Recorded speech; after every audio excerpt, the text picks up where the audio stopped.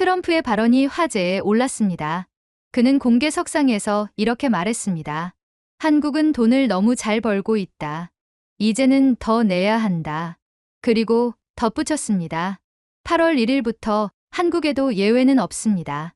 그 순간 전 세계가 술렁였습니다. 방위비, 관세, 무역 장벽, 외교 압박. 한 나라를 향한 말 한마디가 세계 외교판을 뒤흔든 것입니다. 하지만 이상했습니다. 당사자인 한국은 그 어떤 입장도 내놓지 않았습니다. 분노도, 항의도, 협상도, 해명도 없었습니다. 도대체 왜 아무 말도 하지 않는 걸까? 그 침묵은 무지일까? 자신감일까? 전 세계가 조용히 주목하는 가운데 그 나라만이 아무 말도 하지 않았습니다. 그리고 한국의 생각을 듣기 위해 각국의 특파원들은 한국으로 향하고 있는데요. 도대체 우리나라는 왜 아무 말 없이 침묵을 유지하는 것일까요? 지금 바로 비디오를 재생해 보겠습니다. 그 전에 잠깐 1초 만에 누를 수 있는 좋아요 버튼을 꾹 눌러주시면 영상 제작에 아주 큰 힘이 됩니다. 안녕하세요. 저는 마크 슈나이더입니다. 영국 옵저버지 국제부 특파원으로 20년 넘게 일하고 있습니다. 제가 이 이야기를 시작하는 이유는 단순합니다. 지난 7월 트럼프 대통령이 한국을 향해 방위비 분담금과 관세 인상을 거론했을 때 한국 정부가 보인 침묵이 너무나 인상적이었기 때문입니다. 그 침묵 뒤에 숨겨진 진실을 여러분께 전하고 싶습니다. 2025년 7월 1일 오후 2시 30분 워싱턴 DC 헤리티지 재단본부에서 열린 미국 우선 안보 포럼이었습니다. 저는 기자석에 앉아 노트북을 열고 있었죠. 평소처럼 예측 가능한 발언들이 이어질 거라고 생각했습니다. 그런데 트럼프 대통령이 연단에 올라서며 분위기가 달라졌습니다. 여러분, 한국에 대해 말씀드리겠습니다. 트럼프가 마이크를 잡으며 말했습니다. 저는 반사적으로 키보드 위에 손을 올렸습니다. 한국은 정말 돈을 잘 벌고 있습니다. 너무 잘 벌고 있어요. 삼성, 현대, LG. 이런 회사들이 우리 시장에서 얼마나 많은 돈을 벌어가는지 아십니까? 회장 안이 조용해졌습니다. 참석자들도 긴장한 표정을 지었죠. 저는 빠르게 타이핑하기 시작했습니다. 그런데 우리가 한국에 주둔하는 미군 비용은 누가 부담하고 있습니까? 미국 납세자들입니다. 이제 한국도 그에 상응하는 대가를 치러야 합니다. 트럼프는 멈추지 않았습니다. 한국은 이제 부자 나라입니다. 더 이상 우리가 보호해줘야 할 가난한 나라가 아니에요. 방위비 분담금을 대폭 인상해야 하고 무역 불균형도 해결해야 합니다. 필요하다면 관세 부과도 고려할 것입니다. 저는 즉시 휴대폰을 꺼내 본사에 속보를 보냈습니다. 동시에 다른 기자들도 비슷한 움직임을 보였죠. 트럼프의 발언이 끝나자마자 질의응답이 시작됐습니다. 한 기자가 손을 들었습니다. 대통령님, 구체적으로 어느 정도 수준의 인상을 염두에 두고 계신가요? 현재보다 훨씬 많이 내야 합니다. 우리가 제공하는 안보 서비스의 진짜 가치를 생각해 보세요. 트럼프가 답했습니다. 그때 또 다른 기자가 질문했습니다. 한국과의 협상 일정은 어떻게 되나요? 우리는 이미 여러 채널을 통해 메시지를 전달했습니다. 이제 한국의 답변을 기다리고 있어요. 포럼이 끝나고 저는 즉시 본사에 전화를 걸었습니다. 편집장님, 큰 뉴스입니다. 트럼프가 한국에 대해 강경한 입장을 밝혔어요. 편집장은 흥미로워했습니다. 한국 정부 반응은 어때? 아직 확인 중입니다. 하지만 이건 단순한 협상 카드가 아닐 것 같습니다. 그날 저녁, 저는 워싱턴의 여러 정치권 인사들과 만났습니다. 공화당 상원의원 마이크 리는 저에게 이렇게 말했습니다. 마크, 솔직히 말하면 우리도 한국에 대해 새로운 접근이 필요하다고 생각해요. 중국 견제도 중요하지만 한국도 이제 경제적으로 충분히 성장했잖아요. 민주당 쪽도 비슷한 반응이었습니다. 하원 외교위원회 소속 낸시 펠로시의 측근은 한국의 경제 성장은 놀라운 수준이에요. 이제 더 많은 책임을 져야 할 때가 왔다고 봅니다라고 말했습니다. 저는 그날 밤 호텔로 돌아가 노트북을 켜고 기사를 작성했습니다. 하지만 뭔가 이상했습니다. 한국 정부나 청와대에서 어떤 반응도 나오지 않았거든요. 보통 이런 상황에서는 즉시 해명이나 입장 표명이 나오는데 말이죠. 다음날 아침 저는 한국 대사관에 전화를 걸었습니다. 대사관 대변인실입니다. 안녕하세요. 영국 옵저버지 마크 슈나이더입니다. 어제 트럼프 대통령 발언에 대한 한국 정부 입장을 문의드리고 싶습니다. 현재 검토 중입니다. 공식 입장이 정해지면 연락드리겠습니다. 하지만 그 연락은 오지 않았습니다. 이상했습니다.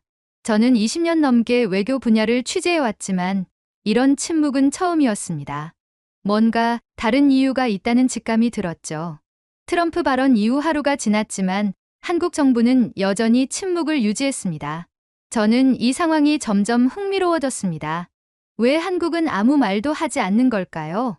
저는 워싱턴의 여러 전문가들을 만나기 시작했습니다. 첫 번째로 찾아간 사람은 조지타운 대학의 빅터 차 교수였습니다. 한국학 전문가로 유명한 분이죠. 교수님, 한국의 이런 침묵을 어떻게 해석하시나요? 빅터 차 교수는 신중한 표정을 지었습니다. 마크, 한국은 전략적으로 매우 신중한 나라입니다. 감정적으로 반응하기보다는 모든 옵션을 검토한 후 움직이죠. 하지만 이번 침묵은 좀 다른 것 같습니다. 어떤 면에서 다르다는 건가요? 보통은 비공식적으로라도 입장을 전달하는데 이번엔 그런 움직임조차 없어요. 뭔가 준비하고 있다는 느낌입니다. 저는 펜타곤의 군사 전문가들도 만났습니다. 한 고위 관계자는 익명을 조건으로 이렇게 말했습니다. 한국군의 최근 움직임이 흥미롭습니다. 독자적인 방위 체계 구축에 상당한 투자를 하고 있어요. 우리도 주목하고 있습니다. 구체적으로 어떤 움직임인가요? 차세대 전투기 개발, 미사일 방어 체계, 우주 군사 기술. 과거와는 차원이 다른 수준입니다. 저는 일본 워싱턴 대사관도 찾았습니다. 일본 외무성 관계자는 더 직설적이었습니다. 한국이 자신감이 넘치는 것 같습니다. 하지만 현실을 모르는 거죠. 미군이 빠지면 하루도 못 갈 겁니다. 왜 그렇게 생각하시나요? 한국은 여전히 분단 국가입니다. 북한의 위협이 상존하고 있어요. 중국의 압박도 심해지고 있고요. 미국의 보호 없이는 불가능합니다. 하지만 저는 이런 분석에 의문을 느꼈습니다. 정말 한국이 그렇게 취약한 상황일까요? 한국 경제는 세계 10위권이고 기술력도 상당한 수준인데 말이죠. 저는 국제통화기금 IMF의 한국 담당 이코노미스트를 만났습니다. 한국 경제를 어떻게 평가하시나요? 놀라운 수준입니다. 특히 최근 10년간의 성장세는 다른 선진국들과 비교해도 뛰어나요. 반도체, 조선, 자동차, 문화 콘텐츠, 거의 모든 분야에서 글로벌 경쟁력을 갖고 있습니다.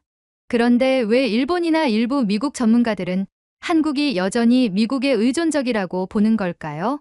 그건 과거의 인식입니다. 한국은 이미 자립적인 경제 구조를 갖추고 있어요. 오히려 미국과 상호 의존적인 관계라고 봐야 합니다. 저는 점점 확신이 들었습니다. 한국의 침묵에는 분명한 이유가 있다는 것을요. 과거처럼 미국의 압박에 즉시 반응할 필요가 없다는 자신감일 수도 있고, 아니면 미국도 모르는 카드를 가지고 있을 수도 있다는 생각이 들었죠. 저는 워싱턴의 한 싱크탱크에서 열린 세미나에 참석했습니다. 주제는 변화하는 동아시아 안보 환경이었습니다. 여러 전문가들이 나와서 발표를 했는데 그중 한 명이 흥미로운 이야기를 했습니다. 한국은 조용히 자신만의 길을 걷고 있습니다. 미국과의 동맹은 유지하면서도 독자적인 안보 능력을 키우고 있어요. 이건 매우 지혜로운 전략입니다. 세미나가 끝나고 저는 그 전문가와 개별적으로 이야기를 나눴습니다. 한국이 어떤 독자적 능력을 키우고 있다는 건가요? 군사 기술뿐만 아니라 경제, 외교, 문화 전반에 걸쳐서입니다. 특히 중동, 동남아시아, 남미 국가들과의 관계를 보세요. 미국을 거치지 않고 직접 협력하고 있습니다. 저는 그날 밤 호텔에서 노트를 정리하며 결론을 내렸습니다. 한국의 침묵은 단순한 무대응이 아니라 전략적 계산의 결과라는 것을요. 이제 직접 한국에 가서 확인해 볼 시간이었습니다. 7월 3일 오후 3시 30분, 저는 워싱턴 덜레스 국제공항에서 서울행 비행기에 몸을 맡겼습니다. 14시간의 긴 비행 시간 동안 저는 한국에 대한 과거, 취재 노트들을 다시 훑어봤습니다. 첫 번째 노트는 2019년 삼성 반도체 공장 취재 기록이었습니다. 당시 저는 평택 캠퍼스를 방문했었죠. 세계 최첨단 반도체 생산 라인을 보며 놀랐던 기억이 납니다. 특히 7나노, 5나노 공정 기술은 당시 세계 최고 수준이었습니다. 엔지니어들이 자신감에 넘쳐 보였던 것도 인상적이었어요. 두 번째 노트는 2020년 현대중공업 조선소 취재 기록이었습니다. 울산 조선소에서 본 초대형 컨테이너선과 LNG선의 규모는 정말 압도적이었습니다. 당시 현대중공업 관계자가 우리는 단순히 배를 만드는 게 아니라 바다를 움직이는 시스템을 만들고 있다고 말했던 것이 기억났습니다. 세 번째 노트는 2021년 K 콘텐츠 관련 취재였습니다. 넷플릭스의 오징어 게임 성공 이후 한국 드라마와 K-팝의 글로벌 확산을 취재했었죠. 단순한 문화 콘텐츠를 넘어서 한국어 학습 붐까지 일으켰다는 점이 흥미로웠습니다. 네 번째 노트는 2022년 디지털 정부 시스템 취재였습니다. 코로나19 대응 과정에서 한국의 디지털 행정 시스템이 세계적으로 주목받았을 때였죠. 온라인으로 거의 모든 민원을 처리할 수 있는 시스템. 실시간 데이터 기반 정책 결정 과정들이 인상적이었습니다. 비행기 안에서 저는 문득 깨달았습니다. 그동안 저는 한국을 산업별로, 분야별로 따로따로 봐왔다는 것을요. 반도체는 반도체대로, 조선은 조선대로, 문화는 문화대로. 하지만 이런 개별 분야들이 하나의 큰 시스템으로 연결되어 있다는 관점으로는 본 적이 없었습니다. 저는 노트북을 꺼내 새로운 관점으로 한국을 분석해보기 시작했습니다. 반도체 기술이 자동차, 가전, 통신, 국방 분야로 확산되고 있고, 조선 기술은 해양 플랜트, 에너지, 물류 시스템으로 발전하고 있었습니다. K 콘텐츠는 단순한 엔터테인먼트를 넘어서 한국어, 한국 문화, 한국 제품에 대한 관심으로 이어지고 있었죠. 이게 바로 한국의 진짜 모습이구나. 저는 속으로 중얼거렸습니다. 개별 분야의 성과가 아니라 통합된 시스템의 힘이었던 것입니다. 비행기가 태평양을 건너는 동안 저는 한국의 지정학적 위치에 대해서도 생각해봤습니다. 중국과 일본 사이, 북한과 맞닿아 있는 복잡한 위치. 과거에는 이런 위치가 불리함으로 작용했지만 지금은 오히려 허브 역할을 하고 있는 것 같았습니다. 중국과는 경제적으로 협력하면서도 정치적으로는 거리를 두고 일본과는 경쟁하면서도 필요한 부분에서는 협력하고 북한과는 평화를 추구하면서도 안보는 확실히 지키고 이런 복잡한 균형을 유지하는 능력 자체가 한국의 강점이 아닐까 생각했습니다.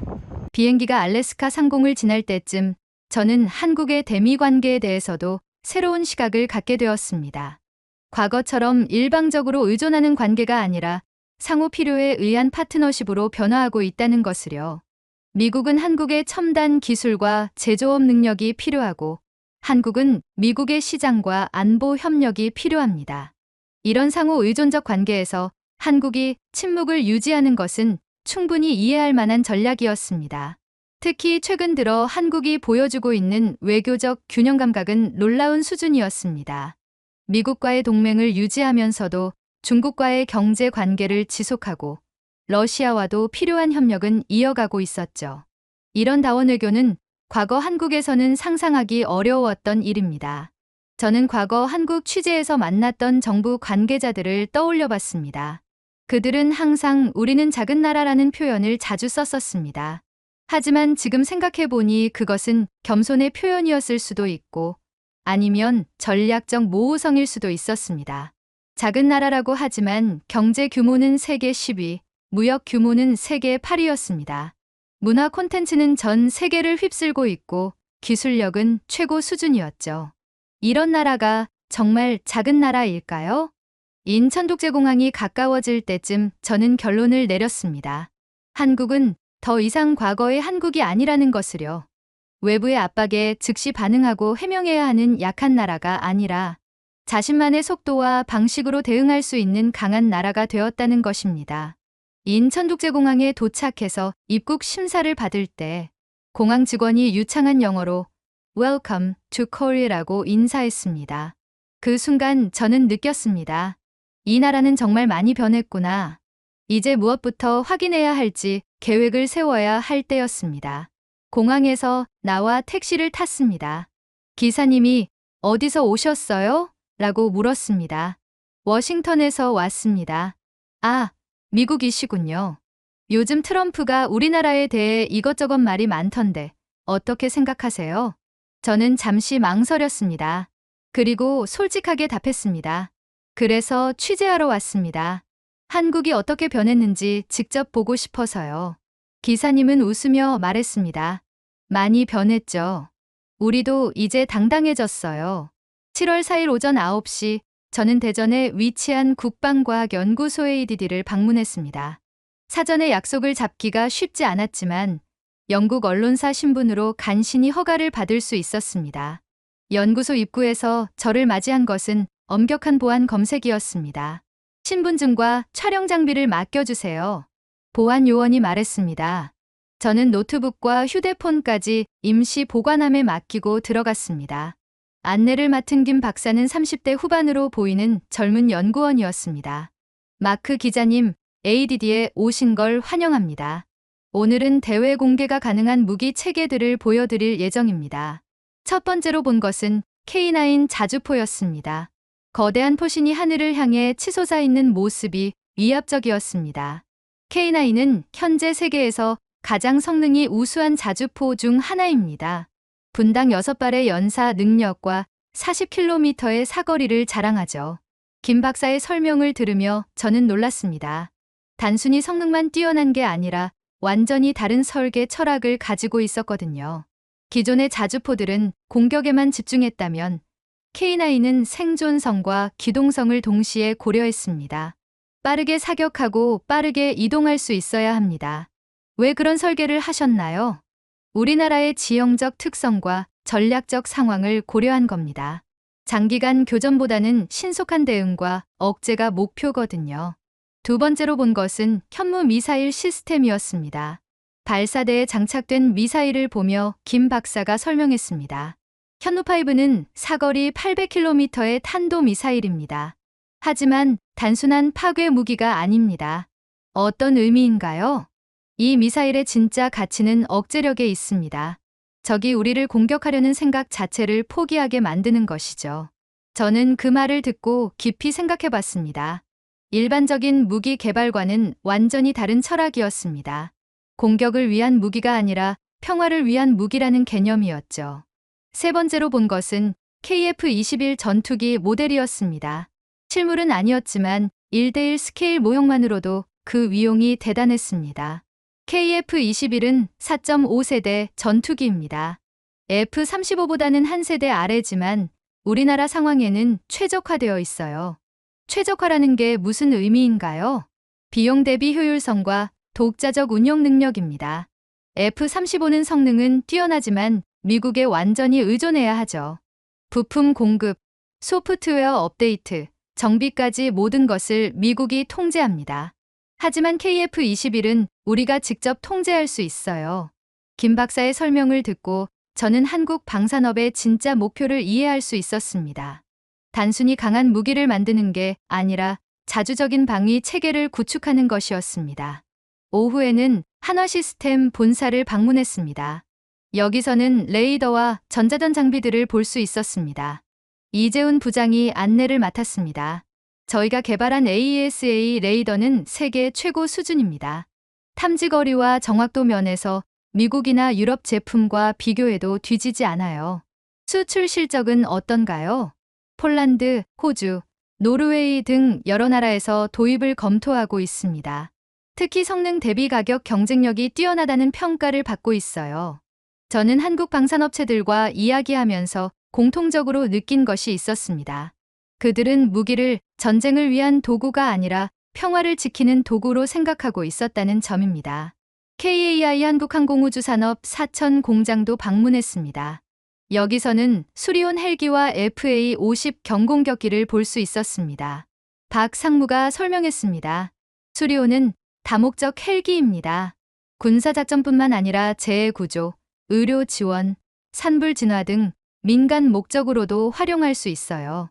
그런 다목적성을 염두에 두고 설계한 건가요? 네. 평시에는 국민을 위해 봉사하고 유사시에는 국가를 지키는 것. 이것이 우리가 추구하는 이중 목적입니다. LIG 넥스원에서는 해상 감시 레이더와 함정 전투 체계를 봤습니다. 특히 인상적이었던 것은 차세대 함정 통합 전투 체계였습니다. 이 시스템은 단순히 적을 공격하는 것보다 상황을 정확히 파악하고 적절히 대응하는 데 중점을 두고 있습니다. 하루 종일 여러 방산업체를 돌아본 후 저는 확신하게 되었습니다. 한국의 방산업은 단순히 무기를 만드는 산업이 아니라 평화를 지키는 철학을 구현하는 산업이었습니다. 저녁에 호텔로 돌아와 노트를 정리하며 저는 생각했습니다. 이건 기술의 격차가 아니라 철학의 격차다. 미국이나 다른 군사 강국들이 힘을 통한 평화를 추구한다면 한국은 평화를 위한 힘을 추구하고 있었습니다. 이런 철학적 차이가 한국이 트럼프의 압박에 침묵으로 대응하는 이유 중 하나일 수도 있다는 생각이 들었습니다. 무력으로 대응하거나 감정적으로 반발하는 대신 자신들의 실력을 조용히 증명하고 있는 것일지도 모르겠습니다. 7월 5일 오전, 저는 경기도 평택에 위치한 삼성 반도체 캠퍼스를 재방문했습니다. 6년 전 처음 왔을 때와는 규모가 완전히 달랐습니다. 거대한 공장 건물들이 지평선까지 이어져 있었고, 24시간 돌아가는 생산 라인에서 뿜어져 나오는 수증기가 하늘을 덮고 있었습니다. 삼성전자 DS 부문의 정 전무가 저를 안내했습니다. 2019년에 오셨을 때와 비교하면 어떠신가요? 규모가 엄청나게 커졌네요. 이게 다 반도체 공장인가요? 네. 현재 세계에서 가장 큰 반도체 생산 단지입니다. 3나노, 2나노 공정까지 양산하고 있어요. 전 세계 첨단 반도체의 70% 이상이 여기서 생산됩니다. 클린룸에 들어가기 위해 특수 방진복을 입었습니다. 내부는 마치 우주 정거장 같았습니다. 수백 대의 첨단 장비들이 완전 자동화된 시스템으로 운영되고 있었죠. 이 장비들은 모두 어디서 만든 건가요?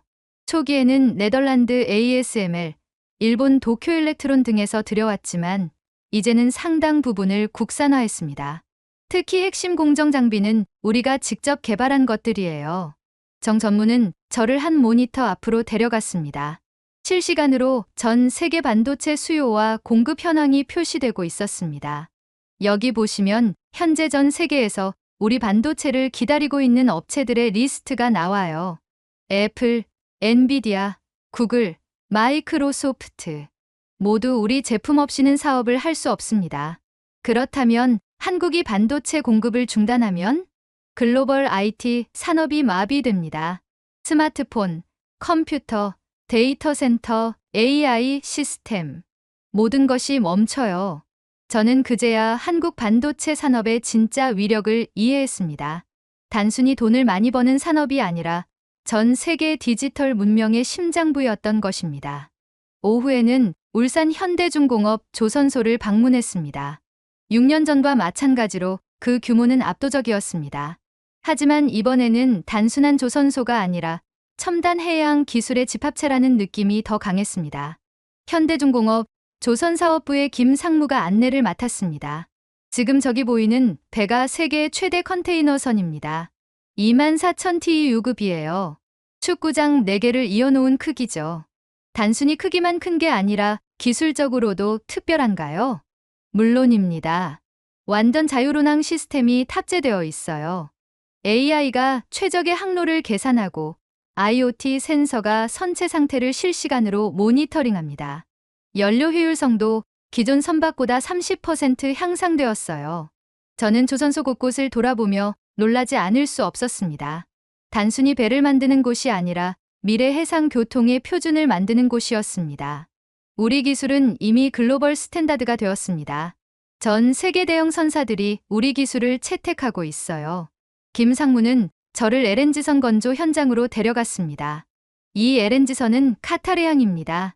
한 번 운항으로 한국 전체가 한 달간 사용할 LNG를 운반할 수 있어요. 카타르에서 왜 한국 LNG선을 선택했나요? 안전성과 효율성 때문입니다. 우리 LNG선은 40년간 단 한 건의 사고도 없었어요. 이런 신뢰성은 돈으로 살 수 없는 가치입니다. 저녁에는 안산에 위치한 LS 일렉트릭을 방문했습니다.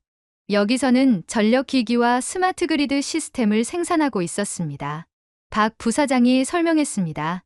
저희가 만든 765kV 변압기는 세계에서 가장 높은 전압을 다룰 수 있어요. 미국, 중국, 인도, 브라질 등 대형 전력망에서 사용되고 있습니다. 전력 기기가 그렇게 중요한가요? 전력은 모든 산업의 기반입니다. 안정적인 전력 공급 없이는 어떤 경제 활동도 불가능해요. 우리 기술이 들어간 전력망이 전 세계에 퍼져 있다는 것은 한국이 글로벌 인프라의 핵심 부품을 공급하고 있다는 의미입니다. 저는 하루 종일 여러 산업 현장을 돌아보며 하나의 결론에 도달했습니다. 한국의 산업은 단순히 제품을 만드는 것이 아니라 세계 경제의 핵심 인프라를 구축하고 있었습니다. 반도체 없이는 디지털 세상이 돌아가지 않고 한국 조선 기술 없이는 글로벌 물류가 마비되며 한국 전력 기술 없이는 많은 나라의 전력망이 불안정해집니다. 이것은 단순한 경제적 성공을 넘어서 전략적 필수성이었습니다. 호텔로 돌아와 노트를 정리하며 저는 확신했습니다. 한국은 자주국방을 넘어선 자주국가다. 군사적으로만 독립적인 것이 아니라 경제적, 기술적으로도 완전히 독립적인 체계를 갖추고 있었습니다. 트럼프가 한국에 압박을 가하는 이유도 이제 이해할 수 있었습니다. 한국이 더 이상 미국에 일방적으로 의존하는 나라가 아니라는 것을 알기 때문일 것입니다. 7월 6일 오전, 저는 서울 마포구에 위치한 한국어 교육센터를 찾았습니다. 평소에는 그냥 지나쳤을 작은 건물이었지만 이번에는 특별한 관심을 가지고 들어갔습니다. 로비에서부터 느껴지는 활기가 남달랐습니다. 센터 홍보팀의 이 과장이 저를 맞았습니다. 마크 기자님, 한국어 교육센터에 오신 걸 환영합니다. 요즘 정말 바쁜 나날을 보내고 있어요. 어떻게 바쁜가요? 전 세계에서 한국어를 배우려는 사람들이 급증하고 있거든요. 작년 대비 300% 증가했습니다. 1층 교실을 둘러보니 정말 다양한 국적의 사람들이 앉아 있었습니다. 미국인, 독일인, 인도인, 브라질인, 나이도 10대부터 60대까지 다양했죠. 한 교실에서는 일본인 선생님이 한국어를 가르치고 있었습니다. 일본인 선생님이 한국어를 가르치신다고요? 네. 다나카 선생님은 10년 전부터 한국어를 공부하셨어요. 지금은 토픽 6급 수준이시고 일본에서 한국어 교사로도 활동하고 계세요. 저는 다나카 선생님과 잠깐 이야기를 나눴습니다. 왜 한국어를 배우게 되셨나요? 처음에는 K-드라마 때문이었어요. 하지만 공부하면서 한국의 역동성과 창의성에 매료되었습니다. 지금은 한국어가 제 인생의 일부가 되었어요. 2층에서는 온라인 강의가 진행되고 있었습니다. 대형 스크린에는 전 세계 각지에서 접속한 수강생들의 얼굴이 보였습니다. 뉴욕, 런던, 상파울루, 뭄바이, 시차를 고려해 24시간 내내 강의가 이어지고 있었습니다. 온라인 수강생은 얼마나 되나요? 현재 50만 명 정도입니다. 매주 1만 명씩 늘고 있어요. 오후에는 EBS 교육방송을 방문했습니다. 여기서는 한국의 교육 콘텐츠가 어떻게 세계로 나가고 있는지 볼 수 있었습니다. EBS 국제사업팀의 김 팀장이 설명했습니다. 저희 교육 프로그램이 현재 40개국에 수출되고 있습니다. 특히 수학, 과학 분야에서는 세계 최고 수준이라는 평가를 받고 있어요. 구체적으로 어떤 나라들인가요? 중동의 UAE, 사우디아라비아, 동남아시아의 베트남, 인도네시아, 남미의 페루, 콜롬비아 등입니다. 각 나라 교육부에서 직접 도입을 요청해 왔어요. 김 팀장은 저를 스튜디오로 안내했습니다. 수학 강의를 촬영하고 있었는데 선생님이 설명하는 내용이 동시에 여러 언어로 자막 처리되고 있었습니다. 이 강의는 실시간으로 15개 언어로 번역됩니다. AI 번역 기술과 전문 번역사가 협업하는 시스템이에요. 저는 한국 교육 시스템의 글로벌화에 놀랐습니다. 단순히 콘텐츠를 수출하는 것이 아니라 한국식 교육 철학을 전파하고 있었던 것입니다. 저녁에는 강남구 보건소를 방문했습니다. 여기서는 한국의 의료 시스템이 어떻게 디지털화되었는지 볼 수 있었습니다. 보건소장인 박 의사가 설명했습니다. 저희 시스템은 예방 중심의 맞춤형 건강관리입니다. 각 개인의 건강 데이터를 AI가 분석해서 최적의 건강관리 방안을 제시해요. 개인정보 보호는 어떻게 하나요? 완전 익명화 처리와 블록체인 기술로 보안을 유지합니다. 개인의 프라이버시는 철저히 보호하면서도 공공의료 서비스는 최적화하는 시스템이에요.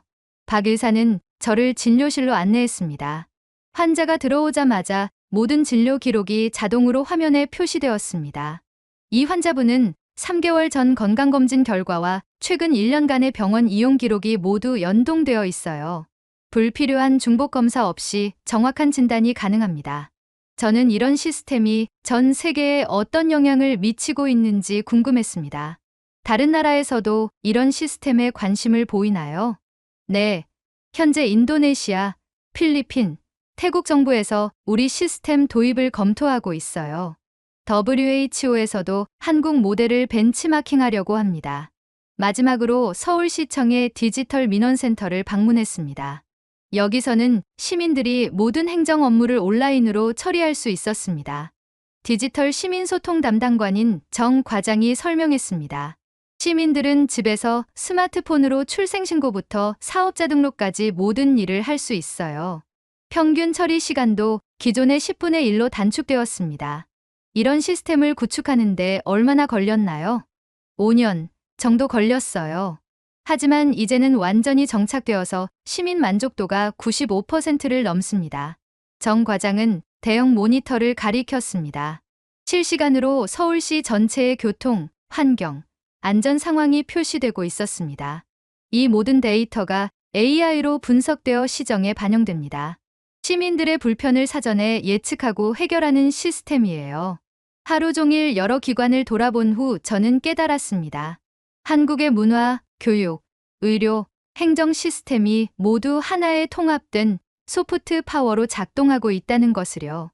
K 콘텐츠로 관심을 끌고 한국어 교육으로 인재를 양성하며 의료와 교육 시스템으로 실질적 도움을 제공하고 디지털 행정으로 효율성을 보여주는 이 모든 것이 연결되어 한국에 대한 신뢰와 존경을 만들어내고 있었습니다.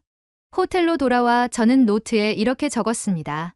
문화가 무기였다. 총칼이 아닌 마음을 얻는 무기. 7월 6일 밤 11시 저는 호텔 방에서 노트를 정리하고 있었습니다. 그때 휴대폰이 울렸습니다. 워싱턴의 정치 전문 기자인 동료 톰 해리슨이었습니다. 마크, 지금 한국에 있다고 들었는데 혹시 이상한 움직임 포착했어? 무슨 일인가요? 미국 NSC 아시아 담당 선임국장이 오늘 아침 갑자기 한국행 비행기에 올랐어. 공식 일정은 없는데 말이야. 저는 즉시 긴장했습니다. 트럼프 발언 이후 첫 번째 고위급 접촉일 가능성이 높았습니다. 다른 정보는 없나요? 무역대표부 부대표와 국방부 아시아 담당 부차관보도 함께 움직인다는 얘기가 있어. 비공식 협상단인 것 같아. 7월 7일 오전 8시 저는 용산구 한 고급 호텔 로비에서 대기하고 있었습니다. 외교가에서 얻은 정보로는 미국 측 인사들이 이 호텔에서 머물 예정이었습니다. 오전 10시쯤 검은색 외교 차량 3대가 호텔 앞에 도착했습니다. 차에서 내린 사람들의 얼굴을 보니 톰의 정보가 맞았습니다. NSC의 제임스 킴벌 선임국장, USTR의 사라 데이비스 부대표, 국방부의 마이클 로버츠 부차관보였습니다. 모두 동아시아 정책의 핵심 인물들이었죠. 저는 조심스럽게 접근해서 제임스 킴벌 선임국장에게 인사를 건넸습니다.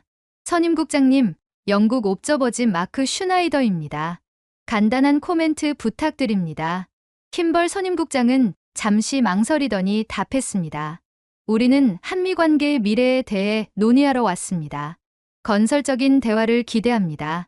트럼프 대통령의 최근 발언과 관련이 있나요?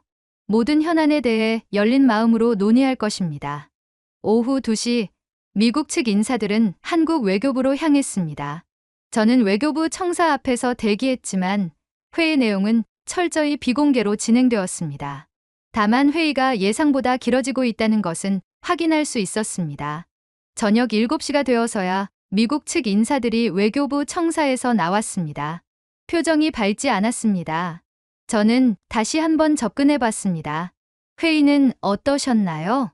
사라 데이비스 부대표가 짧게 답했습니다. 한국 측의 입장을 들었습니다. 추가 논의가 필요한 상황입니다. 한국 정부가 어떤 입장을 밝혔나요? 그건 공식 발표를 기다려주세요. 하지만 그 공식 발표는 나오지 않았습니다. 한국 외교부는 양국 간 현안에 대해 의견을 교환했다는 간단한 브리핑만 했을 뿐이었습니다. 저는 외교가의 한 소식통을 통해 회의 분위기를 파악할 수 있었습니다. 익명을 조건으로 한 그의 증언은 흥미로웠습니다.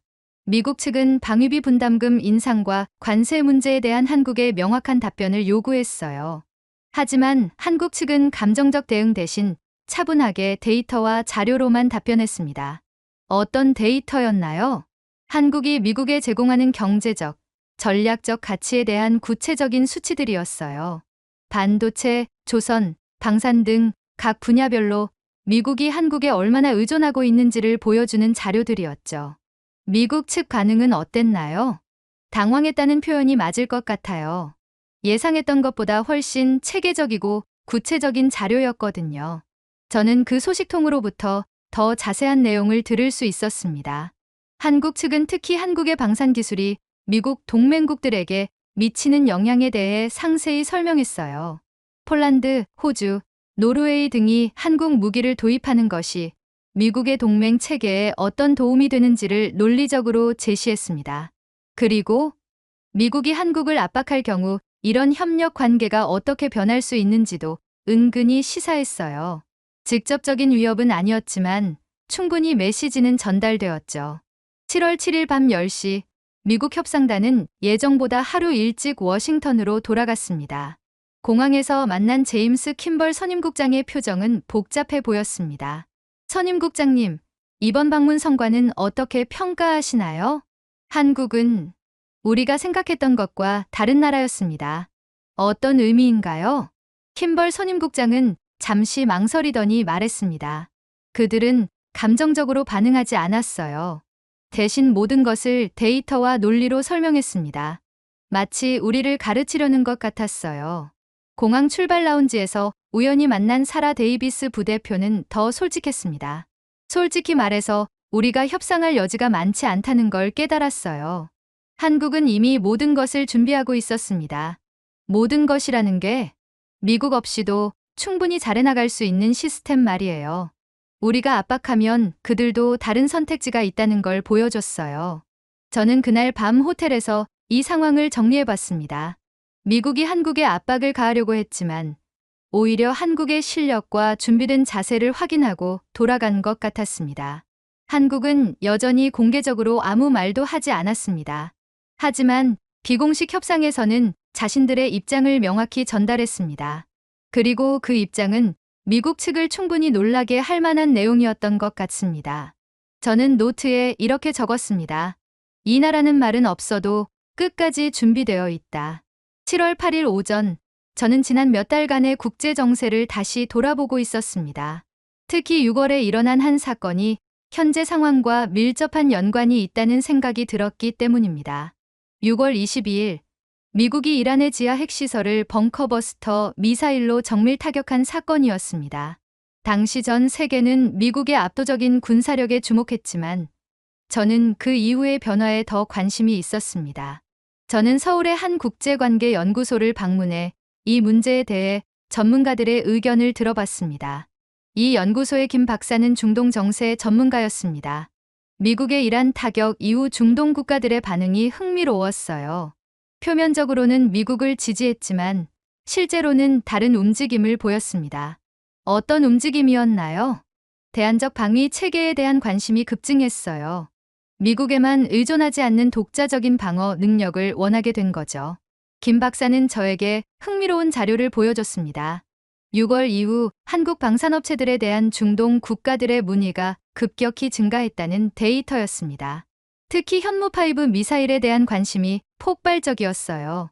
벙커버스터와 비슷한 성능을 가지면서도 미국의 통제를 받지 않는 무기 체계니까요.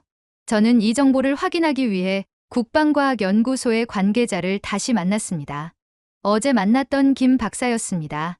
최근 현무5에 대한 해외 관심이 높아졌다고 들었는데요. 김 박사는 신중한 표정을 지었습니다. 공개할 수 있는 범위에서 말씀드리면 확실히 문의가 많이 들어오고 있어요. 특히 중동과 동남아시아 지역에서요. 구체적으로 어떤 나라들인가요? 요르단, UAE, 이집트, 인도네시아 등이 공식적으로 기술 협력을 타진해 왔어요. 사우디아라비아도 비공식적으로 관심을 표명했고요. 저는 이런 관심의 배경을 더 자세히 알고 싶었습니다. 왜 갑자기 한국 미사일에 관심을 갖게 된 걸까요? 성능도 성능이지만 가장 큰 이유는 자주성이에요.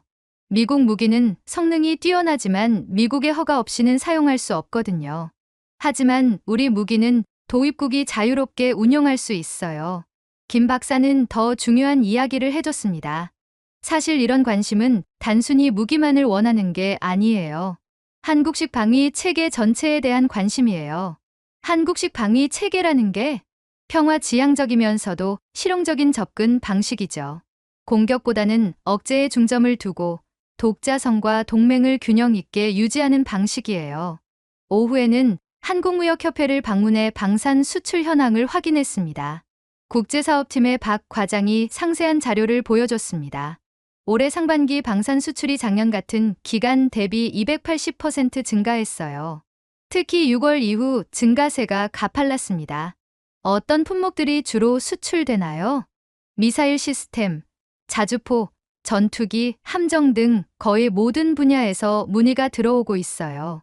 하지만 단순한 무기 판매가 아니라 기술 이전과 공동 개발을 원하는 경우가 많아요. 박 과장은 특별한 사례를 들려줬습니다. 폴란드는 K9 자주포와 K2 전차를 대량 도입하면서 동시에 기술 이전도 요청했어요. 자국에서 생산할 수 있는 능력을 갖추고 싶어 하는 거죠. 왜 그런 요청을 하는 건가요? 유럽 정세가 불안해지면서 독자적인 방위 능력의 필요성을 절감했기 때문이에요. 미국이나 서유럽에만 의존하지 않는 다원화된 방위 체계를 원하고 있어요. 저는 이런 변화의 의미를 생각해 봤습니다. 미국의 압도적인 군사력을 보여준 이란 타격이 오히려 다른 나라들로 하여금 미국에 대한 의존도를 줄이려는 움직임을 촉발시킨 것 같았습니다. 저녁에 만난 한 외교 전문가는 이런 분석을 해줬습니다.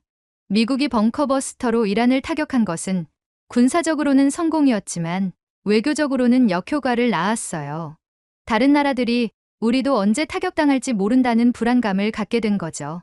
그래서 한국 무기에 관심을 갖는다는 건가요? 한국 무기는 공격적이지 않아요. 방어와 억제에 중점을 둔 체계죠.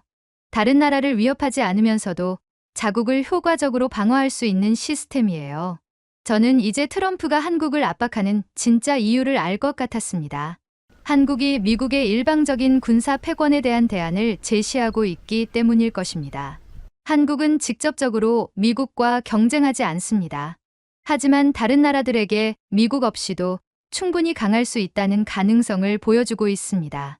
이것이 미국 입장에서는 더 위협적일 수 있다는 생각이 들었습니다. 호텔로 돌아와 저는 노트에 이렇게 적었습니다. 한국은 벙커버스터의 대안이 되었다. 파괴가 아닌 평화의 무기로. 7월 8일 저녁 8시 저는 런던에 있는 동료 기자 데이비드 윌슨과 화상 통화를 하고 있었습니다.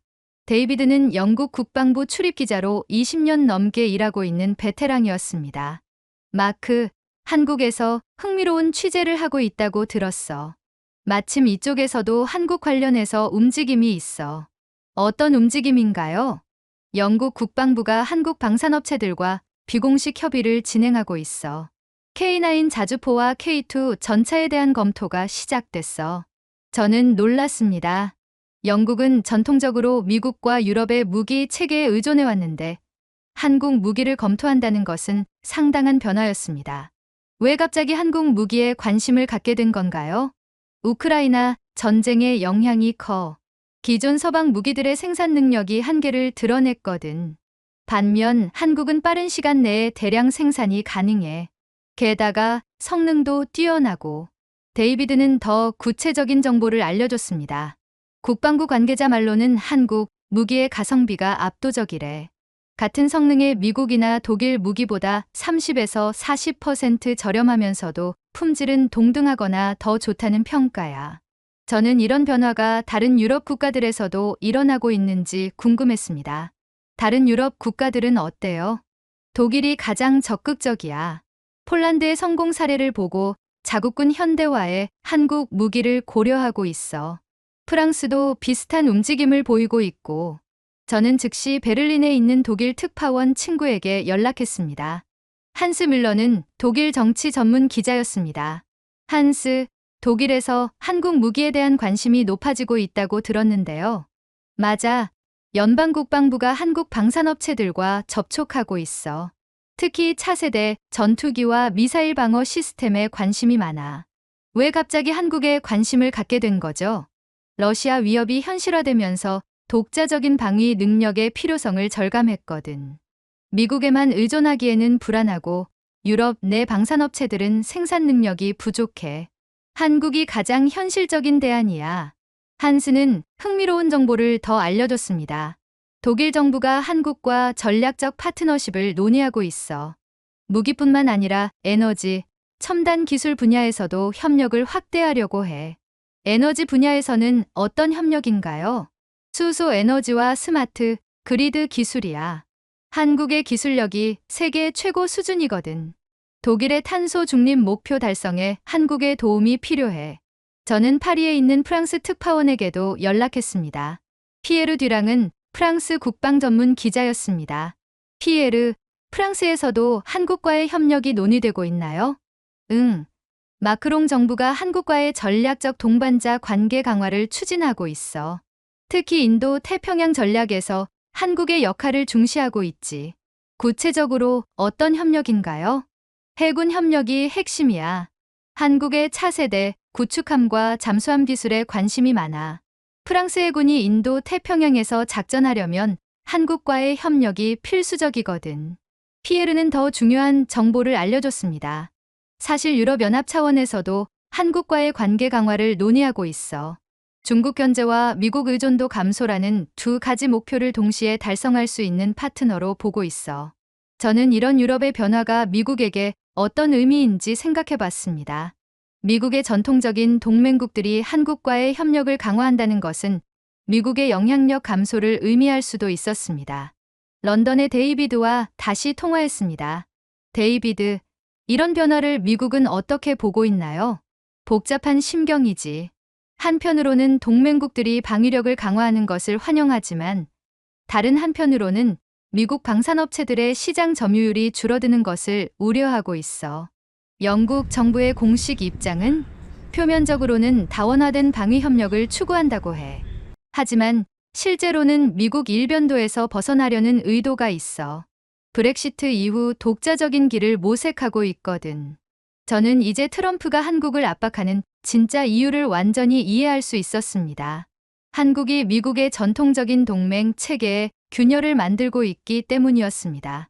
한국은 직접적으로 미국과 대립하지 않으면서도 미국의 동맹국들에게 새로운 선택지를 제공하고 있었습니다. 이것은 미국의 패권에 대한 가장 효과적인 도전이 될 수 있었습니다. 저는 호텔방에서 전 세계 지도를 펼쳐놓고 생각해 봤습니다. 한국을 중심으로 새로운 협력 네트워크가 형성되고 있었습니다. 중동의 요르단, UAE, 동남아의 인도네시아, 유럽의 폴란드, 독일, 영국, 프랑스. 이들 나라의 공통점은 미국과의 동맹은 유지하면서도 독자적인 능력을 키우고 싶어 한다는 것이었습니다. 그리고 한국이 바로 그런 욕구를 충족시켜 줄 수 있는 파트너였습니다. 저는 노트에 이렇게 적었습니다. 트럼프가 견제한 건 무기가 아니라 말하지 않는 강한 나라였다. 7월 8일 밤 11시 30분, 저는 인천국제공항에서 워싱턴행 비행기를 기다리고 있었습니다. 3박 4일간의 한국 취재를 마치고 돌아가는 길이었습니다. 출발 라운지에서 노트북을 꺼내 이번 취재의 핵심 내용들을 정리해봤습니다. 한국은 정말 변했습니다. 더 이상 미국의 보호를 받아야 하는 약한 나라가 아니라 스스로 서서 세계와 당당하게 협력할 수 있는 강한 나라가 되어 있었습니다. 그리고 그 변화를 굳이 큰 소리로 알리지 않고 조용히 실력으로 증명하고 있었죠. 비행기가 이륙하고 한참 후 저는 기내 와이파이로 미국 뉴스를 확인했습니다. 트럼프 대통령이 또다시 한국에 대해 언급하고 있었습니다. CNN 라이브 방송이었습니다. 한국은 우리가 제공하는 안보 서비스에 대해 공정한 대가를 치러야 합니다. 이들은 우리 덕분에 부자가 되었으면서도 감사할 줄 모릅니다. 트럼프의 발언을 듣고 있던 기자가 질문했습니다. 대통령님, 한국 정부는 아직 공식 반응을 보이지 않고 있는데요. 그들의 침묵이 답입니다. 우리 요구가 정당하다는 걸 인정하는 거예요. 저는 고개를 저었습니다. 트럼프는 한국의 침묵을 완전히 잘못 해석하고 있었습니다. 한국의 침묵은 굴복이 아니라 자신감의 표현이었는데 말이죠. 기내에서 만난 한 미국인 승객과 우연히 대화를 나누게 되었습니다. 60대 초반으로 보이는 이분은 시카고에서 제조업을 하는 사업가였습니다. 한국에 사업차 다녀오셨나요? 제가 물었습니다. 네, 파트너사 미팅이 있었어요. 그런데 요즘 트럼프가 한국에 대해 자꾸 이상한 소리를 하는 것 같던데 어떻게 생각하세요? 어떤 면이 이상하다고 느끼시나요? 글쎄요. 제가 보기엔 한국이 미국에 일방적으로 의존하는 나라가 아닌데 말이에요. 오히려 요즘엔 우리가 한국 기술을 더 많이 필요로 하는 것 같거든요. 그분은 구체적인 예를 들어주었습니다. 저희 회사도 한국산 반도체와 디스플레이 없이는 제품을 만들 수 없어요. 품질도 좋고 가격도 합리적이고 중국산은 신뢰하기 어렵고 일본산은 너무 비싸거든요. 트럼프의 압박에 대해서는 어떻게 생각하세요? 솔직히 우리한테 손해예요. 한국과 관계가 나빠지면 우리 사업에도 타격이 클 텐데. 트럼프는 그런 걸 생각하지 않는 것 같아요. 워싱턴에 도착한 것은 7월 9일 오전 6시였습니다. 공항에서 나와 택시를 탔는데 라디오에서 흘러나오는 뉴스가 인상적이었습니다. 최근 실시된 여론조사에 따르면 미국 시민의 62%가 트럼프 대통령의 대외 정책에 대해 우려를 표명했습니다. 특히 동맹국과의 관계 악화를 걱정하는 목소리가 높았습니다. 택시 기사가 라디오 볼륨을 높였습니다. 요즘 트럼프가 너무 많은 나라들과 싸우는 것 같아요. 중국, 멕시코, 이제는 한국까지. 이러다가 친구가 하나도 안 남을 것 같은데요. 저는 기사의 말에 공감했습니다. 미국 시민들도 트럼프의 일방적인 압박 정책에 피로감을 느끼고 있는 것 같았습니다. 오후에 저는 워싱턴의 여러 정치 인사들을 만나 한국 방문 소감을 나누었습니다. 민주당 상원의원 적 슈머의 보좌관은 흥미로운 이야기를 해주었습니다. 의회 내에서도 트럼프의 한국 압박에 대해 회의적인 시각이 많아요. 한국은 우리의 중요한 동맹국이고 경제적으로도 상호 이익이 되는 관계거든요. 구체적으로 어떤 우려들이 있나요? 한국과 관계가 나빠지면 중국 견제에 차질이 생길 수 있어요. 또한 한국의 첨단 기술에 대한 접근도 어려워질 수 있고요. 공화당 쪽에서도 비슷한 목소리가 나오고 있었습니다. 상원 외교위원회 소속 공화당 의원의 측근은 트럼프의 방식이 너무 일방적이라고 평가했습니다. 한국은 이미 충분히 많은 방위비를 부담하고 있어요. 게다가 한미 자유무역협정을 통해 양국 모두 이익을 보고 있는 상황인데 굳이 갈등을 만들 필요가 있나 싶어요. 저녁에는 조지타운 대학에서 열린 한미관계 세미나에 참석했습니다. 여러 전문가들이 현 상황에 대해 분석을 내놓았는데 대부분 트럼프의 접근 방식에 비판적이었습니다. 한 국제관계 교수는 미국이 동맹국들을 압박하는 방식은 결국 미국의 글로벌 리더십을 약화시킬 것이라고 경고했습니다. 또 다른 교수는 한국은 이미 미국의 일방적인 보호를 받는 나라가 아니다. 상호 의존적인 파트너 관계로 발전했다고 분석했습니다. 세미나가 끝나고 저는 여러 참석자들과 개별적으로 이야기를 나누었습니다. 그들 대부분이 한국의 현재 입장에 이해를 표하고 있었습니다. 한국이 즉시 반응하지 않는 것은 현명한 판단이에요. 감정적으로 대응했다가 상황을 더 악화시킬 필요는 없으니까요. 한국은 자신들의 실력에 자신이 있는 것 같아요. 그래서 굳이 변명이나 해명을 하지 않는 거죠. 호텔로 돌아와 저는 하루를 정리하며 생각해봤습니다. 워싱턴의 분위기는 한국에서 느꼈던 것과는 달랐습니다. 한국은 조용하지만 확신에 차 있었다면 미국은 시끄럽지만 혼란스러워 보였습니다. 트럼프는 여전히 강경한 입장을 유지하고 있지만 정치권과 시민사회에서는 우려의 목소리가 커지고 있었습니다. 이러다가 전 세계가 미국에게 등을 돌릴 것 같아 두렵다는 한 시민의 말이 기억에 남았습니다. 저는 노트에 이렇게 적었습니다. 미국도 관세에 대한 의견 대립이 분분하다. 트럼프의 독단적인 행보에 대한 우려가 커지고 있다. 저는 런던으로 건너가 제 사무실에 앉아 지난 며칠간의 취재 내용을 정리하기 시작했습니다. 책상 위에는 한국에서 가져온 자료들과 노트들이 쌓여 있었습니다. 저는 말하지 않는 강한 나라, 한국의 진짜 모습이라는 제목으로 기사를 쓰기 시작했습니다. 첫 문장부터 신중하게 골랐습니다. 이 나라는 말하지 않는다. 대신 결과로 증명한다. 저는 한국에서 본 것들을 차례대로 서술했습니다. 세계 최고 수준의 반도체 기술, 글로벌 스탠다드가 된 조선 기술, 평화 지향적인 방산 철학, 전 세계로 퍼져나가는 문화적 영향력. 하지만 쓰면 쓸수록 복잡한 감정이 들었습니다. 이런 기사가 과연 미국 독자들에게 어떻게 받아들여질까? 자칫 반미적인 내용으로 오해받을 수도 있지 않을까? 오후 2시쯤 편집장인 마이클 데이비스가 제 사무실로 찾아왔습니다. 50대 후반의 베테랑 언론인인 그는 항상 신중한 판단을 내리는 것으로 유명했습니다. 마크, 한국 취재는 어땠어? 매우 흥미로웠습니다. 예상과는 완전히 다른 모습이었어요. 저는 편집장에게 취재 내용을 간략하게 브리핑했습니다. 한국의 기술력, 경제력, 그리고 조용하지만 강한 자신감에 대해 설명했죠. 편집장은 진지하게 들었지만 표정이 점점 어두워졌습니다. 마크, 이 내용으로 기사를 쓰려고? 네. 현재 한미 갈등의 맥락을 제대로 이해하려면 한국의 실제 모습을 알아야 한다고 생각합니다. 하지만 이런 기사는 자칫 한국을 편드는 것처럼 보일 수 있어. 특히 지금 같은 시기에는 더욱 그렇고. 편집장은 더 직설적으로 말했습니다.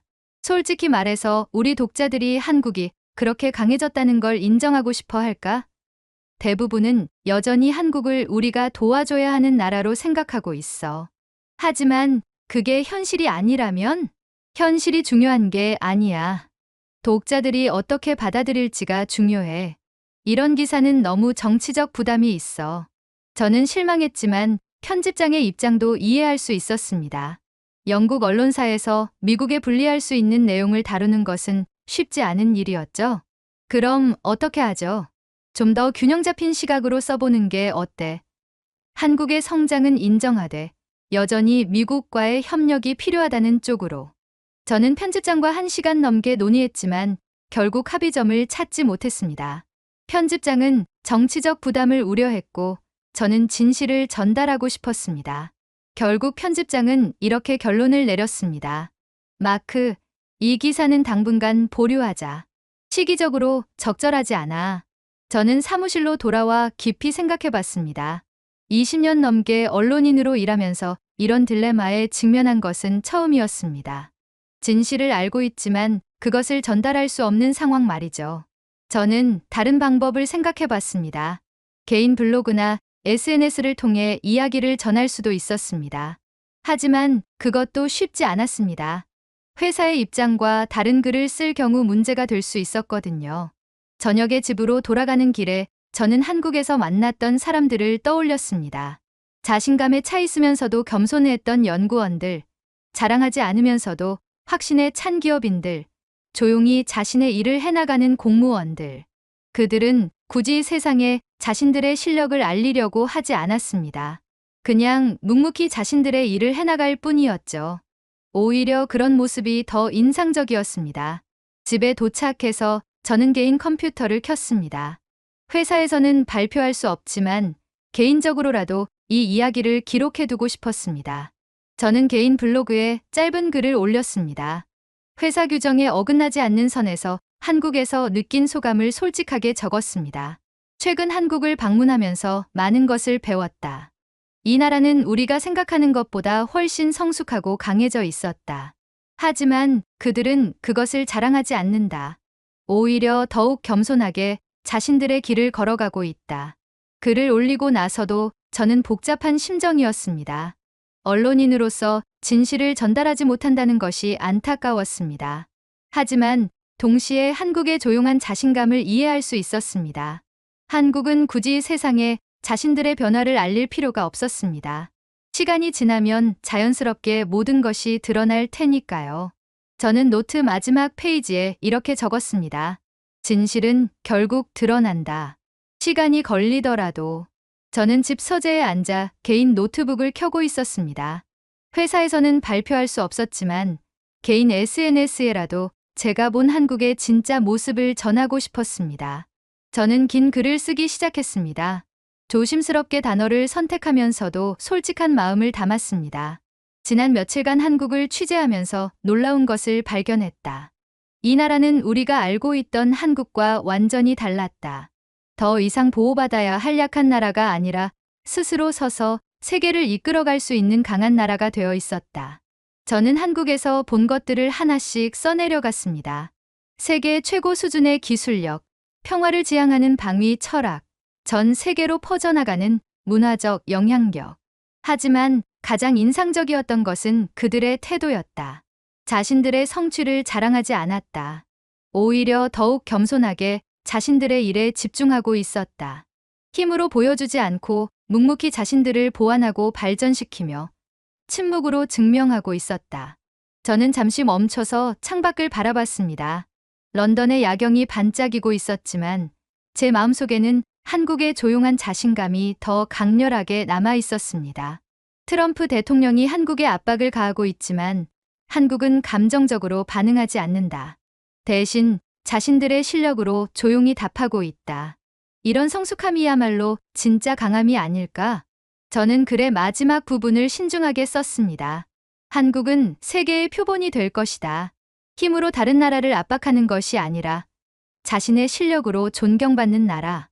말로 자신을 내세우는 것이 아니라 행동으로 인정받는 나라. 이것이 바로 21세기가 원하는 리더십이다. 글을 다 쓰고 나서 저는 잠시 망설였습니다. 이런 글이 회사에 문제가 될 수도 있었고 미국 내에서 비판을 받을 수도 있었습니다. 하지만 20년 넘게 언론인으로 일하면서 느낀 가장 강렬한 감동을 숨길 수는 없었습니다. 저는 게시 버튼을 눌렀습니다. 놀랍게도 반응은 즉시 나타났습니다. 몇 분 만에 댓글들이 달리기 시작했습니다. 정말 인상적인 관점이네요. 한국을 다시 보게 됩니다. 저도 최근 한국 기업과 일하면서 비슷한 느낌을 받았어요. 정말 프로페셔널하고 신뢰할 수 있더라고요. K-드라마 팬으로서 한국의 이런 모습이 자랑스럽습니다. 한국계 미국인으로 보이는 분의 댓글도 있었습니다. 부모님이 한국에서 오셨는데 어릴 때는 한국이 가난한 나라라고 생각했어요. 하지만 지금은 정말 자랑스럽습니다. 고요한 강함이란 표현이 딱 맞는 것 같아요. 유럽에서 온 댓글들도 흥미로웠습니다. 독일에서 한국 기업과 협력하고 있는데 정말 체계적이고 효율적이에요. 미국 회사들보다 오히려 더 믿음직해요. 프랑스에서도 한국 문화가 인기예요. 단순히 재미있어서가 아니라 뭔가 깊이가 있어서 끌리는 것 같아요. 하지만 모든 반응이 긍정적인 것은 아니었습니다. 일부 미국인들의 비판적인 댓글도 있었습니다. 한국을 너무 미화하는 것 아닌가요? 아직도 미군이 주둔하고 있는 나라인데요. 북한 위협 앞에서 혼자 버틸 수 있을지 의문이에요. 저는 이런 댓글들도 이해할 수 있었습니다. 오랫동안 굳어진 인식을 바꾸는 것은 쉽지 않은 일이니까요. 하지만 전체적으로는 긍정적인 반응이 압도적이었습니다. 특히 젊은 세대들의 반응이 인상적이었습니다. 이런 나라야말로 우리가 본받아야 할 모델이에요. 조용히 자신의 길을 가는 모습이 멋있어요. 한국처럼 되고 싶어요. 글을 올린 지 2시간 만에 좋아요가 500개, 공유가 200개를 넘었습니다. 생각보다 많은 사람들이 한국의 변화에 관심을 갖고 있다는 것을 알 수 있었습니다. 반응은 계속 이어졌습니다. 좋아요 2000개, 공유 800개, 댓글 400개. 제가 쓴 글 중에서 가장 많은 반응을 얻은 글이었습니다. 댓글 중에서 가장 인상적이었던 것은 한 젊은 미국인의 글이었습니다. 한국은 정말 21세기형 국가의 모델인 것 같아요. 힘으로 다른 나라를 굴복시키는 것이 아니라 실력으로 존경받는 나라. 이런 나라가 진짜 강한 나라 아닐까요? 저는 그 댓글을 보며 미소 지었습니다. 제가 한국에서 느꼈던 바로 그 감정을 다른 사람도 느끼고 있다는 것이 기뻤습니다. 무엇보다 중요한 것은 많은 사람들이 한국에 대해 새로운 시각을 갖게 되었다는 점이었습니다. 한국은 더 이상 도움을 받아야 하는 나라가 아니라 배워야 할 나라로 인식되기 시작했습니다. 저는 마지막으로 노트에 이렇게 적었습니다. 한국은 말하지 않는 강한 나라였다.